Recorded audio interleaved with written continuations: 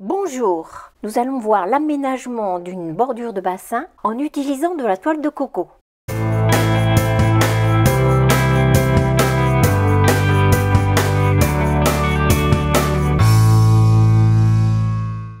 Nous allons suivre en détail cette installation.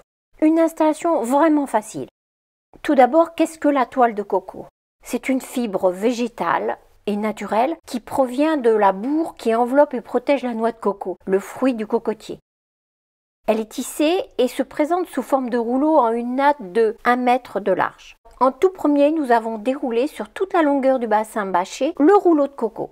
Ensuite, pour éviter que le coco glisse et tombe dans l'eau, nous l'avons fixé sur le bord. Alors pour cela, nous avons pris du gros fil de fer que nous avons coupé tous les 40 cm environ. Nous avons donné à chaque découpe la forme d'un U.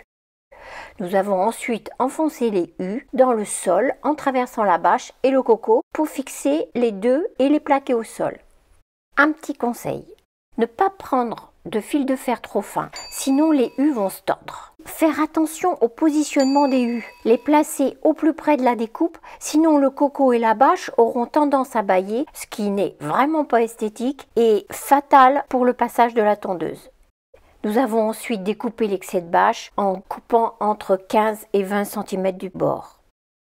Un détail, nous pouvons voir que sur le sol, la toile de coco recouvre la bâche et la dépasse d'au moins 10 cm. C'est mieux ainsi, car plus on laisse de largeur de bâche, plus l'herbe aura de difficultés pour s'installer et pousser.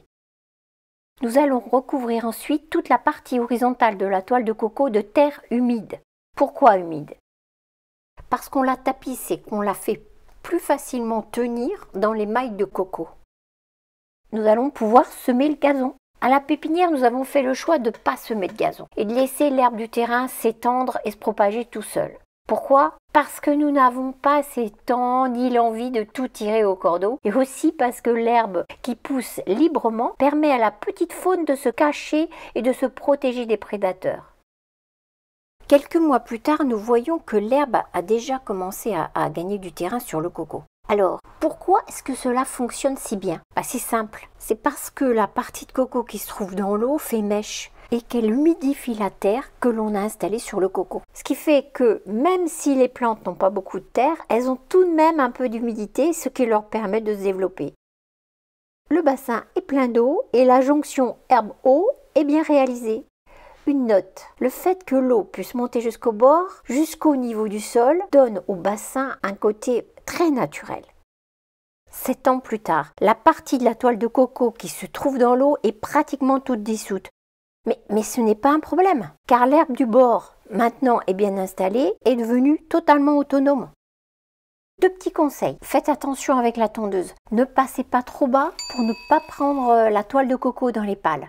Et puis, n'envisagez surtout pas de couper le rouleau de coco en deux dans le sens de la longueur. La natte, c'est une trame. Vous coupez, tout se défait, tout foutu. Voilà, je vous dis à bientôt. Et nous vous mettons les liens sur les 2 autres vidéos faites sur les bordures de bassin dans la description.